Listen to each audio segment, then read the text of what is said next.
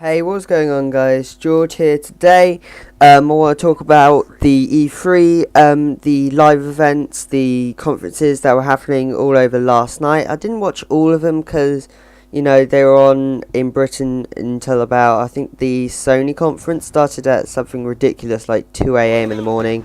And I start off with a C4 kill, nice C4 sandwich, but today, I just wanted to go through some of the things that I really liked from, I think the two that I watched was the Microsoft Xbox conference, and I did watch a bit of the EA conference until about the bit where they were talking about Battlefield Hardline. Then, by that time, the stream had crashed for me. I was trying to get onto the Hardline beta, but then the PlayStation Network crashed. While everybody was trying to apply for the beta, and I wasn't able to get on in time because it came, I think I was probably able to try and get on it like later at night, and I couldn't be bothered. And then by the time I woke up in the morning, it was like really early in the morning in America, but by that time, it was too late to try and get in. Just have to try and wait for a stream key, but not a stream key, no, that's Twitch, a beta key. But anyways, some of the games that I really liked looking at, first of all, Sunset Overdrive. I kind of really liked the idea, it was quite colourful, loads of made up weapons. It kind of reminds me of a bit like Dead Rising 3 with all the made up weapons and stuff, which brings me on to the next thing. They were talking about the Dead Rising 3 DLC, the Capcom 33rd anniversary DLC, the Super Ultra Dead Rising 3 Mega DLC Dash thing, whatever they called it. They had a massive name for it, but oh well. It actually looks really good.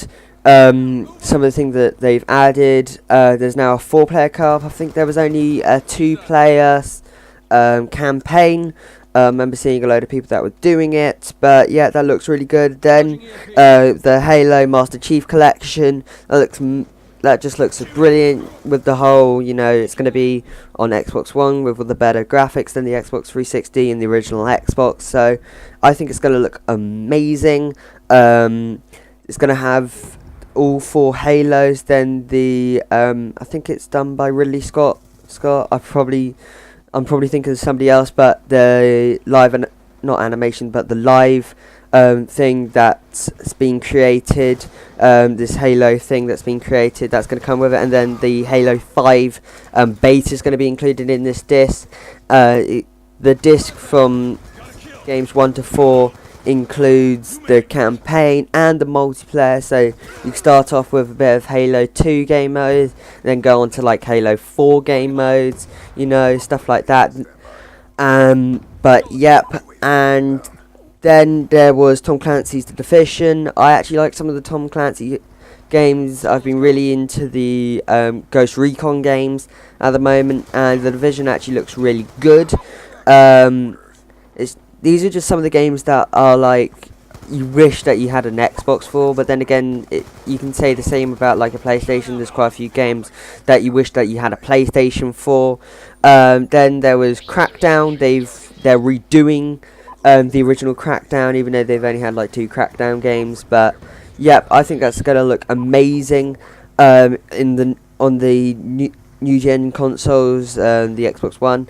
And then we move on to the EA conference there, where they were talking about Battlefront styles. Battlefront, that actually looks quite good with the Frostbite 3 engine. They've been testing it out. Well, they've mainly been testing it out really with the with Battlefield 4. They were trying to iron things out with the game, and I think it's going to look really good.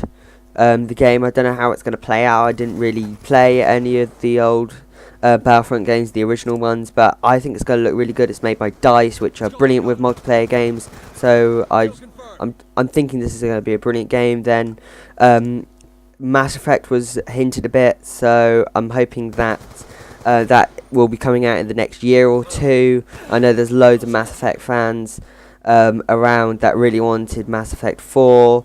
I think, if anything, it's going to be like a Mass Effect redone for like the next gen consoles, you know, the Xbox One, the PS4. Then Mirror's Edge. I actually tried to play this game once, and I couldn't get hold of the controls. There were just so many like complicated controls. It was like, hold this, this, and this just to do a wall one or whatever, and I just found it too complicated. But I'm hoping when they redo this that it's going to be better, it's going to look better, it's not going to get like repetitive, because loads of people are saying it's getting repetitive, so let's hope that it does better.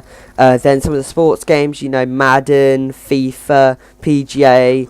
I can't believe that PGA is actually going to be using the Frostbite 3 engine, because, you know, I kind of associate the Frostbite 3 engine with more high FPS games, you know, Battlefield, kind of Plants vs Zombies, Battlefront, and Battlefield Hardline. And I actually think that Battlefield Hardline looks really good. And of course, at the free event, there was Call of Duty Advanced Warfare, fair, and it looks pretty nice. It's a shame that all they showed us was really small. If that is actually a campaign mission, I do care a little bit about the campaign. I'm hoping that the campaign missions were longer. I'm hoping this was just a tiny little preview of what's to come. Sadly, they didn't show any multiplayer, which a few games were showing a little bit of. But oh well, we'll just have to wait until about August, September time, where they do the massive live stream talking about multiplayer like they did with Call of Duty Ghosts. But oh well, that is the end of the video, guys. Hope you guys have enjoyed. I'm going to try and watch back on all the other videos. I'm trying to watch back the PlayStation one where they're talking about GTA 5 coming to the next gen, and PlayStation TV, which I don't get what that is. But anyways, hope you guys have enjoyed, and I will see you on the next video.